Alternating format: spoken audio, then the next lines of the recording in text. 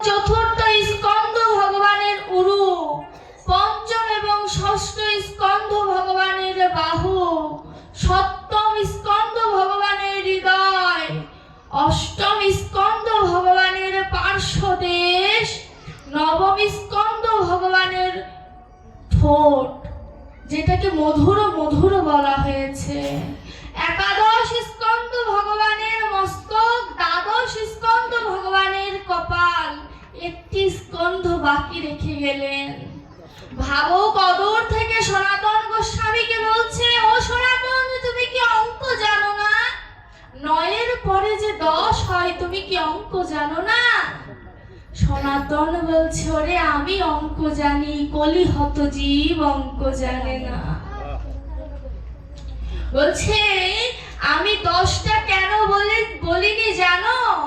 কারণ আমাদের হচ্ছে কৌতূহল বেশি, যেটা না বলতে চায় মানুষ সেটার দিকে আগ্রহ বেশি থাকে আমাদের।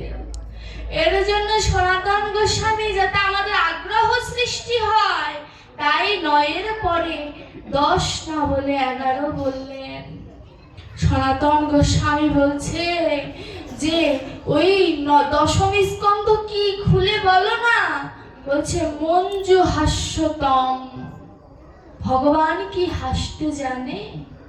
ভগবানের মুখে মধু আছে, ভালো কথা, মধু দিয়ে কি করব? মধুর দরকার নাই। ভগবান কি হাসতে জানে? সেই সৃজিষ্যা, তিনি সৃজন করতে জানে, তিনি যজস্যা, তিনি যুদ্ধ করতে জানে। কিন্তু আমার প্রশ্ন, ভগবান কি হাসতে জানে? ভগবান কি হাসাতে জানে? ভগবান কি কাঁদতে জানে? ক্ষণিকের জন্য একটি মানুষকে আকর্ষণ করার জন্য মুখের হাসি যথেষ্ট। দেখবেন, রাস্তা দিয়ে হেঁটে যাচ্ছেন, অপরিচিত কোনো মানুষ যদি আপনার মুখের দিকে তাকিয়ে হাসে, আপনার ভেতরে চিন্তা আসবে, কেন হাসলো? আর যিনি এই জগতের পতি, যিনি জগতের সকল কিছু সৃষ্টি করেছে, তার মুখের হাসি কতটুকু সুন্দর হতে পারে? যাকে কোনোদিন দেখি নাই, তাকে এত সুন্দর বিগ্রহে আঁকা যদি সম্ভব হয়, না জানি আমার প্রাণবন্ধু কত সুন্দর, না জানি আমার দয়াময় সত্যিকার অর্থে কতটা সুন্দরতম।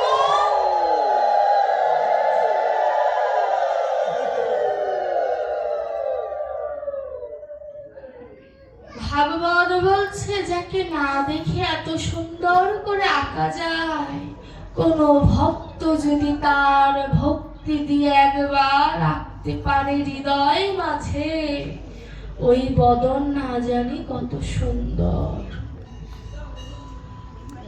সোনার সাথে সোহাগা দিলে যেমন সোনা গলে যায়, শাস্ত্র বলছে আমার ভক্তি সোহাগা যদি কেউ মিশিয়ে দিতে পারে, আমার গোবিন্দও গলে যায়। কতটা মার্মিক কথা। আবার ভাবক বলছে, তার তুলনা কেউ তুলনা, তার তুলনা নাই এই ত্রিভুবন মাঝে, তার তুলনা কেউ তুলনা। অর্থাৎ তুলনা তোমরা কেউ তুলনা, মানে তার এত রসের সীমা, এত তার রূপ, যে কোনো কিছুর সাথে যদি তুলনা করতে যায় মিলবে না, মেলানো সম্ভব নয়। কারণ তিনি যে জগতের পতি, তার হতেই সকল কিছু সৃষ্টি, তার সাথে কি মেলানো সম্ভব? সম্ভব নয়। রাধারানী একবার ভাবিতা হয়ে বলেছিল যে এই জগতের মেঘ সৃষ্টি হয় যেখানে, বৃষ্টি হয় সেখানে, আর আমার নবীন মেঘের উজান ধারা, অর্থাৎ আমার নবীন মেঘটা যেখানে উদয় হয় সেখানে বৃষ্টি হয় না, অন্য জায়গায় বৃষ্টি হয়। ললিতা সখী বলছে, রাধে তুই কি পাগল হলি? কখনো দেখেছিস এমন যেখানে মেঘ উদয় হয় সেখানে বৃষ্টি হয় না? আমার রাধারানী বলছে, ওরে আমার কৃষ্ণ রূপী নবীন মেঘ যদি কেউ হৃদয় আকাশে উদয় করতে পারে, সেখানে যে বৃষ্টি হয় না, বৃষ্টি হয় তার নয়ন মাঝে। চিন্তাধারাটা দেখুন কত সুন্দর। পদকর্তারা যে লিখে গিয়েছে তাদের পদগুলো, ভাবুক যে লিখে গিয়েছে, এই যে অন্তরের কথা, মরমী না হলে এই কথা বলা যায় না। চণ্ডীদাস তাই বলেছে, গোপন প্রীতি গোপনে রাখিও তবে তো থাকিবে সুখে। প্রীতি প্রীতি সবাই বলে, প্রীতি কাহাকে বলে? চিন্তা করুন। অর্থাৎ আমরা সবাই গোবিন্দকে ভালোবাসি, কিন্তু ভালোবাসাটা কাকে বলে এটাই বুঝতে শিখলাম না। রাধারানীর ভাবনাটা এমনই ছিল যে রাধারানী নবীন মেঘের সাথে গোবিন্দের তুলনা করে বোঝাতে চাইলেন ভক্তদের যে আমার গোবিন্দ রূপী মেঘকে যদি কেউ হৃদয় আকাশে উদয় করতে পারে, ওই নবীন মেঘের উজান ধারা অর্থাৎ উজানের দিকে যায়, সে আর কোনোদিন ভাটির দিকে আসে না। এই যে আজ আগামীকালকে আমাদের শ্রী অদ্বৈত প্রভুর আবির্ভাব তিথি, আগামীকালকে ভাগবতের ভিতরে চৈতন্য ভাগবত মিশিয়ে আমরা পাঠকরা আলোচনা করি। তা আমি চিন্তা করলাম, যেহেতু অদ্বৈত প্রভুর আবির্ভাব তিথি, তাকে স্মরণ করা আমাদের কর্তব্য। এবং গতকালকে সরস্বতী পূজার দিনও আবির্ভাব তিথি গিয়েছে। কার কার আবির্ভাব তিথি জানেন? বিষ্ণুপ্রিয়ার আবির্ভাব তিথি ছিল গতকালকে। রঘুনন্দন গোস্বামীর আবির্ভাব ছিল গতকালকে। রঘুনাথ দাস গোস্বামীর আবির্ভাব ছিল গতকালকে। রাধারানীর পিতা বিষভানুর আবির্ভাব তিথি ছিল গতকালকে। মোট 7টি আবির্ভাব তিথি ছিল গতকালকে। কিন্তু আমরা সবাই সরস্বতী পূজার অঞ্জলি দিয়েছি ঠিকই, কিন্তু তাদের আবির্ভাব তিথির কথা আমার নিজেরও মনে নাই। সত্যি কথা, আমি ব্যাসা শুনে মিথ্যা কথা বলতে পারবো না, এটা সত্য, আমারও মনে ছিল না। যখন পঞ্জিকাটা হাতে নিলাম তখন মনে পড়লো, যাহারে যার জন্য গৌর পেলাম সেই বিষ্ণুপ্রিয়ার কথা ভুলে গিয়েছি। আমাদের সনাতনীদের বর্তমান অবস্থাটা তাই, গোড়ার কথা ভুলে যেয়ে গাছের পাতার কথা চিন্তা করি। আমার অদ্বৈত প্রভু গৌর হরি থেকে 52 বছরের বড়। আচ্ছা, প্রথমে প্রশ্ন আসবে, এটা আমার অদ্বৈত প্রভু কে? তিনি হচ্ছেন সদাশিব অর্থাৎ ভোলা মহেশ্বর। তার জন্ম কেন হলো মানব কুলে? তার জন্ম হলো কেন? মানব কুলে জন্ম হয় দুটো কারণে। এক, যদি কিঞ্চিত পরিমাণে পাপ সঞ্চয় হয়, দেবতাদেরও মানব কুলে আসতে হয়। আর 2 হচ্ছে জগৎ উদ্ধারের জন্য মানব কুলে জন্ম নিতে হয়। আর আমার ভোলানাথের কিঞ্চিত পাপ হয়েছিল, এটাও সত্য। আবার নিজে ইচ্ছায় মানব জন্মটা চেয়ে নিয়েছে গোবিন্দের কাছে, এটাও সত্য। কোথায় ছিল আমার শিবের, যিনি বৈষ্ণব? অপরাধ করার তো কথা নয়, তিনি বৈষ্ণব চূড়ামণি। ভাগবতে বলছে বৈষ্ণবদের মধ্যে শম্ভু শ্রেষ্ঠ, তো তার তো বৈষ্ণব অপরাধ হওয়ার কথা নয়। অপরাধ হয়েছিল তার দাপর যুগে, যখন ভগবান রাস মঞ্চের আয়োজন করেন।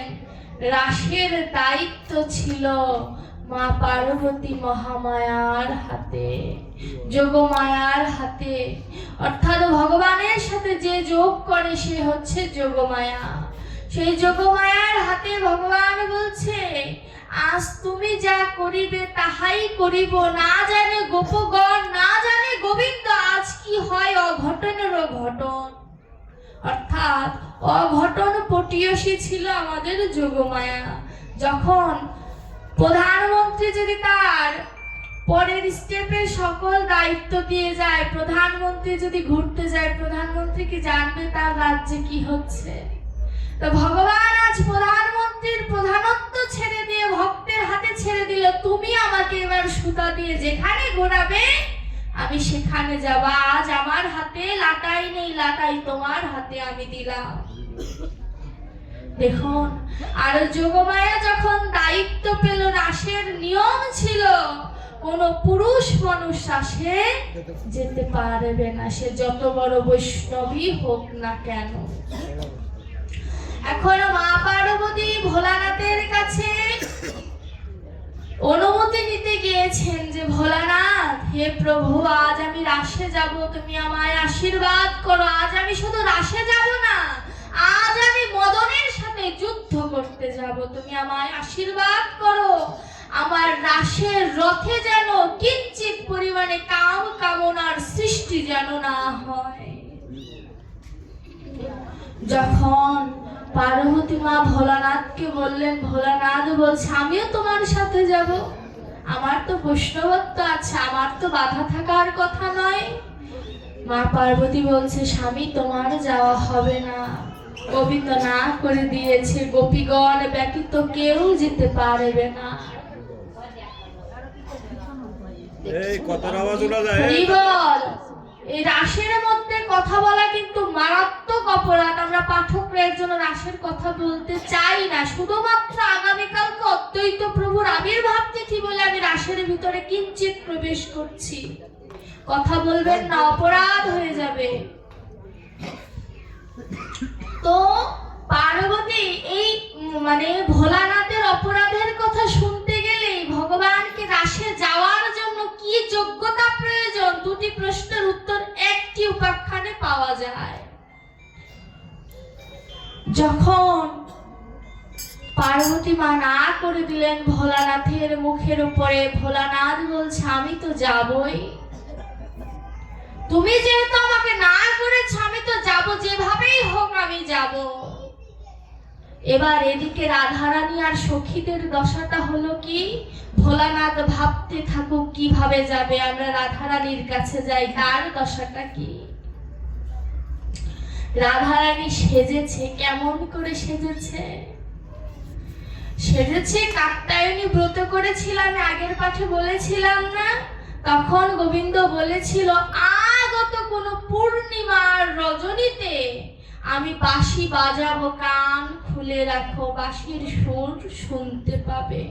বলেছে আগত, অর্থাৎ কোন পূর্ণিমায় হবে সেটা বলেনি, বলছে কান পেতে রাখো। কত চতুরের চূড়ামণি, যে যারা বাঁশির সুর শুনতে পাবে তারাই রাসে যেতে পারবে। বাবা, এই জীবনে বাঁশির সুর বাজে দুইবার, একবার হচ্ছে গোবিন্দ রাসের জন্য আহ্বান করে, আর আরেকবার হচ্ছে পঞ্চম তালে মৃত্যুর সুরের বাঁশি বাজে। ওই বাঁশির সুরে সবাইকেই আমাদের একদিন না একদিন চলে যেতে হবে, কিন্তু এই রাসের সুর যেদিন শুনতে পাবো সেদিন এই মানব দেহের সার্থকতা।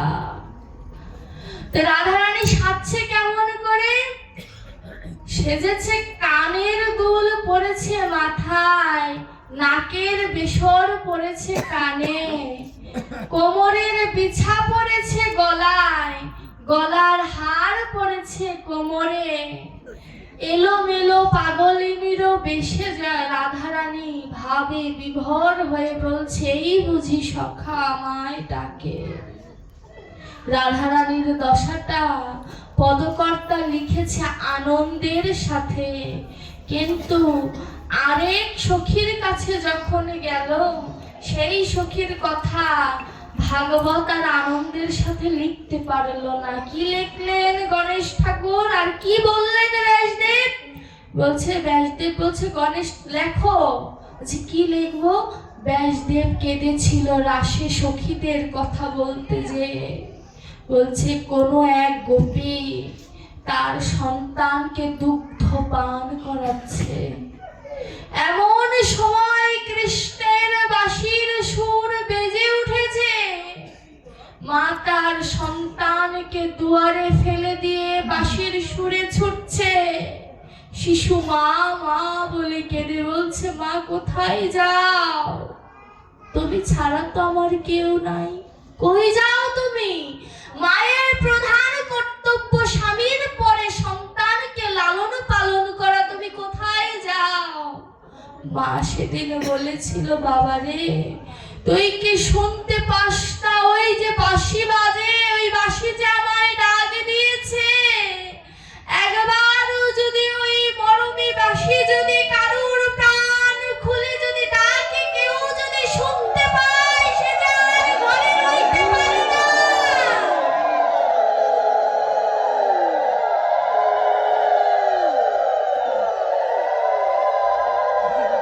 সে যে আর ঘরে রইতে পারে না। সন্তানকে ত্যাগ করে মা ছুটলেন বাঁশির সুরে। এবার আরো ভাবে গদগদ হয়ে ব্যাসদেব পরের শ্লোকে বলছে, কোন এক গোপী তার স্বামীর চরণ সেবা করছে। ওই সময় বাঁশি বেজে উঠেছে। দরজার খিল খুলে যখন স্ত্রী ঘর থেকে বের হয়ে যাবে, স্বামী তখন হাত ধরে বলছে, কোথায় যাও? স্ত্রী কেঁদে কেঁদে বলছে, ওগো স্বামী, আমি যে পরম পতির কাছে যাই, আমায় আশীর্বাদ করো, আমি যেন সুন্দরভাবে সবার আগে পৌঁছাতে পারি। স্বামী রেগে বলছে, কুলাটা, কলঙ্কিনী, এই জগতে আমি ব্যতীত তোর আরো স্বামী আছে? ধিক্কার জানালেন। স্ত্রী কেঁদে কেঁদে বলছে, গো উনি যে আমারও স্বামী, তোমারও স্বামী, উনি যে জগতের সকলের স্বামী, তিনি যে জগতের পতি। তুমি আমায় ছেড়ে দাও, আমি যে তোমার গতিও করে আসি, তুমি আমায় ছেড়ে দাও। স্বামী মানতে রাজি হলো না। বলছে, তুমি আমার স্ত্রী, তোমার প্রতি একমাত্র আমার অধিকার, আমার সেবাই তোমার প্রধান সেবা, তুমি কোথাও যেতে পারবে না। স্ত্রীর ভেতরে অনুরাগ আসলো, এই দেহটা তো ভোগের দেহ, তাই তুমি আমার অধিকার দেখাচ্ছ। রইল তোমার ভোগের দেহ, এই দেহ মরে গেলে শিয়াল শকুনেও বলে আমার দেহ। রইল তোমার ভোগের দেহ, আমি আমার মন নিয়ে আমি গোবিন্দের কাছে চলে যাব। আমি থাকবো না এই সংসারে। তোমার ভোগের দেহ তুমি নাও, আমি আমার মন নিয়ে চলে যাব। তৎক্ষণাৎ বিরহে গোপীর ভেতর থেকে প্রাণ পাখিটা চলে গেল। স্বামী তার ওই নিথর দেহ বুকে জড়িয়ে স্ত্রীকে বলছে, রে আমি তো তোর অনুরাগ পরীক্ষা করার জন্য তোকে কষ্ট দিয়েছি, তুই আমার গতি করবি বলেছিস। আমি গতি চাই না, পরজন্মেও যেন তোমার মতো সহধর্মিণী যেন আমি পাই। দেখুন, ভাগ্যের ফলে ভাগ্যের অধিক অধিক যদি সৌভাগ্যবান কেউ হয়, তবে সে সুযোগ্য সহধর্মিণী পায়, এবং অধিক ভাগ্যবতী হলে সে সুযোগ্য স্বামী পায়। আশ্চর্যের বিষয়, ওই সখী রাধারানীর আগে গোবিন্দের কাছে পৌঁছে গিয়েছিলেন। কেন? অনুরাগের কারণে। ওই শুদ্ধ ভক্তি সরল প্রেমে বাধা আমি আজীবনে। গোবিন্দের কথা যে শুদ্ধ ভক্তি সরল প্রেম, এই দুই বন্ধনে সর্বাধিক আমি ভালোবাসি। এই বন্ধন যদি কেউ আমার সাথে করতে পারে, আমি আর তার কাছে কিছু চাই না। রাধারানী এবং সখীগণ রাসে প্রবেশ করলেন। আর এদিকে আমার ভোলানাথের দশাটা কি? আমার ভোলানাথ রাস্তায় দেখতে পাচ্ছে পাগলিনীর মতো যে সখীরা গিয়েছে, এক একজনের ওড়না শাড়ি রাস্তায় পড়ে আছে। ভোলানাথ চিন্তা করলেন, এই শাড়ি বা ওড়না যদি গায়ে পেঁচিয়ে নেই, কেউ আমায় চিনবে না। ভোলানাথ মেয়ে ভাব ধারণ করে রাসে প্রবেশ করেছে। প্রবেশ করা মাত্র রাসের চক্র বন্ধ হয়ে গিয়েছে। গোবিন্দ বুঝতে পারলেন রাসে পুরুষের আগমন ঘটেছে, তাই রাসের চক্র বন্ধ হয়ে গিয়েছে। গোবিন্দ এবার সবার ঘোমটা খুলে সবাইকে দর্শন করছে যে কে এমন এলো, তার ভেতরে পুরুষত্ব ভাব, কামনা ভাব জেগেছে, যার কারণে আমার রাসের চক্র বন্ধ হয়ে গেল।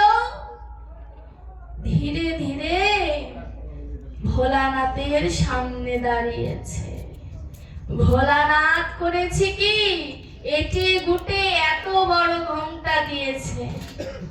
বলছে, তোমার নাম কি? গোবিন্দ জিজ্ঞাসা করছে, তোমার নাম কি? কথা বলে না, কথা বললে তো ধরা পড়ে যাবে, বলে না কিছু।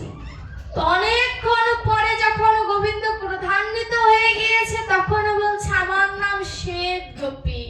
শ্বেত মানে সাদা, ছাই ভস্য মেখে থাকে তো সারা অঙ্গে, এর জন্য মিলিয়ে বলেছে আমার নাম শ্বেত গোপী। মোর নাম কৃষ্ণ ভজনে এসেছি, তাই কৃষ্ণ দর্শন করব ভাই, এমন করে ছন্দ তুলে বলছে। যখনই বলেছে, বলছে ঘোমটাটা খোলো তো দেখি। এখন ঘোমটা টানাটানি করতে যে যখন গোবিন্দ ভোলানাথের মুখ দর্শন করেছে, বলছে, ভোলানাথ এত বড় দুঃসাহস তোমার! তুমি জানো আমি কাউকে এখানে আসতে নিষেধ করেছি, তারপরেও তুমি এলে। আমি তোমায় অভিশাপ দিচ্ছি, তোমার এই ক্ষুদ্র অন্যায়ের কারণে তোমাকে মানব কুলে জন্ম হতে হবে। ভোলানাথ বলছে, অভিশাপ দিচ্ছ ভালো কথা, আমিও তোমাকে অভিশাপ দিচ্ছি, আমার ডাকেই তোমাকে আসতে হবে, আমার আগে তুমি আসতে পারবে না। একে অপরকে অভিশাপ দিল না আশীর্বাদ করলো, বোঝা বড় মুশকিল। দুজনেই মাথা পেতে নিল। ভোলানাথ সেখান থেকে চলে গেল। আশ্চর্যের বিষয় কি জানেন? বৃন্দাবনের রাসের মধ্যে পুরুষ অধিকার নিষেধ, আর কলিযুগের রাসের মধ্যে নারীর প্রবেশ নিষেধ। এটা ছিল রাধারানীর বাসনা। রাধারানী বলেছিল, যদি পুরুষ হয়ে জন্ম নিতাম, কলঙ্কিনী নাম আমার পেতে হতো না। বধূ, এর পরে যদি নীলা করো, পুরুষ করে জন্ম দিও, যাতে নীলাগুলো উপলব্ধি করতে পারি। ওই যে অভিশাপ দেওয়ার পরে রাসের এর পরে আর বেশি আমি রাসে প্রবেশ করব না, কারণ সবার চিন্তাধারা এখানে এক থাকবে না। এখান থেকে আমরা বের হয়ে আসবো। আরেকটি প্রশ্নের উত্তর এখানে আছে, সেটি হচ্ছে, আমরা মালার ভেতরে এক আঙ্গুল বের করে রাখি না, এই রাসের ভিতর থেকে কিন্তু এর উৎপত্তিটা হয়েছে।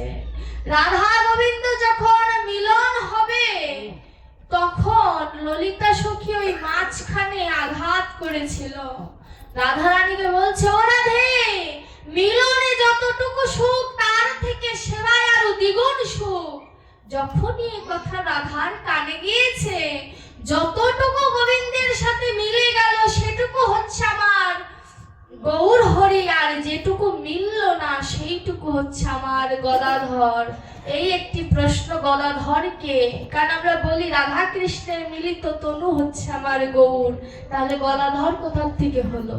এখানেই উত্তর, যেটুকু মিলেছিল সেইটুকু আমার গৌর, আর যেইটুকু মিলল না সেইটুকু আমার গদাধর।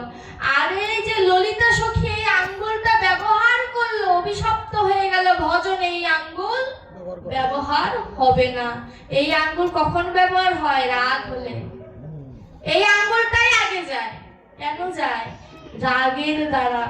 এই জন্য এই আঙ্গুলটা ভজনে, পূজায়, যেখানে সেখানে এই আঙ্গুলটা ব্যবহার হয় না। মালায়ও এর জন্য এই আঙ্গুলটা বের করে রাখতে হয়। এবার আমরা নদিয়ায় আসি। যখন অদ্বৈত প্রভু 52 বছরের বৃদ্ধ হয়ে গেলেন, অদ্বৈত প্রভু প্রতিদিন সুরধনির তীরে এই তুলসী পত্র নিবেদন করত আর ভগবানকে আহ্বান করত, তুমি কি আসবে না? তুমি কি আসবে না? তোমায় যে আমি করুণ সুরে ডাকছি, তুমি কি ভক্তের ডাকে সাড়া দেবে না? এখানে এক প্রকার অপরাধ হয়ে গেল। তুমি কি ভক্তের ডাকে সাড়া দেবে না? নিজেকে ভক্ত দাবি করে ফেলেছে। অদ্বৈত প্রভুর ভিতরে যখন কিঞ্চিত অহংকার এলো, ভগবান বলছে এত সহজে আমি তো অবতরণ করব না। যেদিন অদ্বৈত প্রভু নত স্বীকার করে বললেন, কি বলেছে? বলছো গো দয়াময়, আমি তো তোমাকে ডাকার যোগ্য নই, তুমি কি সাড়া দেবে না? কথাটা দেখুন, একটি কথায় ভগবানকে দূরে সরে দিল, আর আরেকটি কথায় ভগবানকে কাছে এনে দিল। ওগো দয়াময়, তোমাকে তো ডাকার যোগ্যতা আমার নেই, তুমি কি দেখা দেবে না? ওগো দেখা দিয়ে প্রাণ জুড়াও। তোমার ওই তরুর ছায়ায়, অর্থাৎ গাছের ছায়ায় যেমন পথিক শীতল, তদ্রূপ তোমার ছায়ায় সনাতনীরা শীতল হয়ে যাবে। তুমি মনোবাঞ্ছা পূর্ণ করো। প্রতিদিন তুলসী পত্র নিবেদন করে। তুলসী পত্র উজানে না যে বারে বারে ভাটির সাথে মিশে যায়। কিন্তু যেদিন আমার সচিমাতা স্নান করিবে বলে নামলেন, সেদিন তুলসী পত্র আর ভাটির দিকে যায় না। তুলসী পত্র উজান দিকে গেল এবং জীবকে শিক্ষা দিল। যে সচিমাতাকে 7 বার প্রদক্ষিণ করে নাভিমূলে স্পর্শ করে তুলসী পত্র বিলীন হয়ে গেল। সেদিন অদ্বৈত প্রভু বুঝতে পারলেন যে আমার কাঙালের ঠাকুর ওই সচি গর্ভ সিন্ধু মাঝে উদয়মান।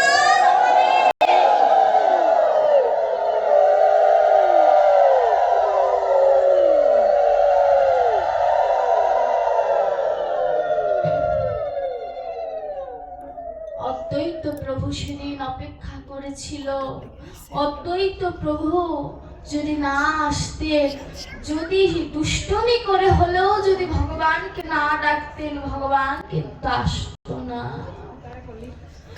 এই যে ভগবান এসেছে, এর পিছনে 2টি বহিরঙ্গ এবং 2টি অন্তরঙ্গ ভাব রয়েছে। গৌর কথার মধ্যে ডক্টর মহানামব্রতজি লিখলেন, গৌণ বহিরঙ্গ হচ্ছে যুগ ধর্ম সংকীর্তন প্রচার, অর্থাৎ প্রতি যুগেই কৃষ্ণ নাম ছিল বিভিন্ন ভাবে, সেটা প্রচার করার জন্য গৌর অবতরণ করলেন। এটি হচ্ছে গৌণ বহিরঙ্গ। আর মুখ্য বহিরঙ্গ হচ্ছে ব্রজ প্রেম দান। ভগবান চিন্তা করলেন, কতৃহত জীবকে প্রতি যুগের মতো নাম দান করলে হবে না, নামের সাথে প্রেম দান করতে হবে। শুধু প্রেম নয়, অযাচিত প্রেম দান করতে হবে, যাতে ধনী গরিব, উঁচু নিচু সব সমতল ভূমিতে পরিণত হয়ে যায়, কেউ যেন বাদ না পড়ে। আর গৌণ অন্তরঙ্গ হচ্ছে অদ্বৈত প্রভুর কাতর প্রার্থনা, যে প্রার্থনা ভগবান ফেলতে পারেনি। আর মুখ্য অন্তরঙ্গ হচ্ছে রাধা প্রেম আস্বাদনের যে 3 বাঞ্ছা, সেই ভক্তকে নিয়ে 3 বাঞ্ছা পূর্ণ করার জন্য আমার গৌর হরি অবতরণ করেছেন এই ধুলার বুকে। তিনি বিশ্ব গুণময় ক্রিয়াযুক্ত, কিন্তু তিনি ভগবান তিনি ভগবান গুণাতীত, তার কোনো গুণের সীমা নাই। কিন্তু তিনি অসীম থেকে সসীম হয়েছে কেন? ভক্ত ভক্তের কারণে। ভক্তের জন্য ভগবান কতটা নিচে নামতে পারে এটা আমার ভগবান প্রমাণ করে দিয়েছে। ভগবান প্রতি যুগে রাজার ঘরে জন্ম নেয়, রাজকীয় সুখ উপভোগ করে, কিন্তু গৌর চিন্তা করলেন, ভগবান চিন্তা করলেন, আমি যে রাজার ঘরে জন্ম নেই, আমার কাঙাল ভক্ত আমাকে ডাকতে পারবে কিনা সে কথা তো চিন্তা করিনি। এই কাঙাল ভক্ত কিভাবে ভগবানকে ডাকতে পারে এই আস্বাদনটা করবেন বলে ভগবান নিজে কাঙাল হয়ে জন্ম নিয়ে কৃষ্ণ নাম করেছে। হরি বল।